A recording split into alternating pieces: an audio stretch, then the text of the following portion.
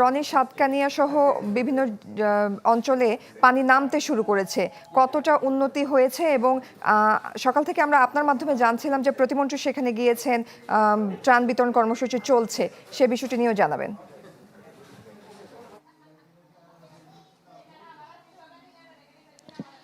জয়ী, চট্টগ্রামের সাতকানিয়ার আসলে বিভিন্ন এলাকায় এখনো অনেক মানুষ পানিবন্দী রয়েছেন, এখনো অনেক মানুষ তাদের আশ্রয় কেন্দ্রে রয়েছেন। আমরা একটা আশ্রয় কেন্দ্রে এসেছি, কেউচিয়া যে আশ্রয় কেন্দ্র, এখানে আমি যদি একটু দেখানোর চেষ্টা করছি এখানকার যারা মানুষজন আছেন তারা এখানে এই একটু যদি দেখাই যে মানুষজনদের যারা এখানে অবস্থান করছেন তারা কিন্তু এখানে কষ্ট করে আছেন। এখানে সবাই, এখানে অনেকগুলো প্রায় 13টি ফ্যামিলি একটি মাদ্রাসায় অবস্থান নিয়েছেন এবং তাদের যে অবস্থা সেটা আমি তাদের কাছ থেকে একটু জানতে চাইবো। তাদের বাসা বাড়ি এখানকার আশেপাশে রয়েছে, সেগুলো এখনো ডুবে আছে, যে কারণে তারা এখানে অবস্থান নিয়েছেন।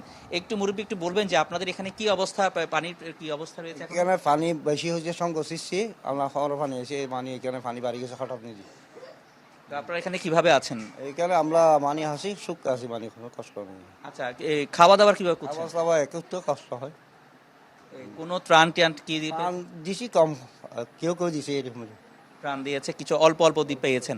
তো আপনাদের পুরো এই এলাকাটার কি অবস্থা, যে যেখানে এলাকা একদম পুরো ডুবে গেছে? মানে ডুবে গেছে, সব ডুবে গেছে, ডুবে গেছে সব এলাকা। একটু যদি বলতেন আপনাদের কি অবস্থা, চাচি আপনাদের বেশি করে ফেরা অবস্থা বাজে। আপনাদের কি অবস্থা এখানে? আর তো শান্তিতে আছে, এটা উপরে আছেন, এখানে শান্তিতে আছেন।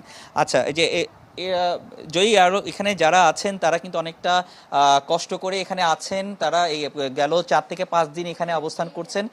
যেহেতু পানি অনেক বেশি, সেজন্য এখানকার এলাকার মানুষজন এখানে তারা আশ্রয় নিয়েছেন এবং তারা অনেকটা অভিযোগ করছেন যে কি কেউচিয়ার বিভিন্ন এলাকায়, যে এখানে হাই স্কুলে খুব কাছে, কিন্তু তাদেরকে প্রতিমন্ত্রী এখানে এসেছেন। প্রতিমন্ত্রী তিনি আসলে বলেছেন যাতে এই বন্যা কমে যাওয়ার পর তাদের যে পুনর্বাসন, সেই পুনর্বাসনের দায়িত্ব তারা আসলে নেবেন। সরকার প্রতিটা জায়গায় তারা আসলে যাতে আগের মতো স্বাভাবিক জীবনে ফিরতে পারেন সেই ব্যবস্থাটুকু তারা আসলে সরকার করবে বলে তারা আশ্বস্ত করেছেন।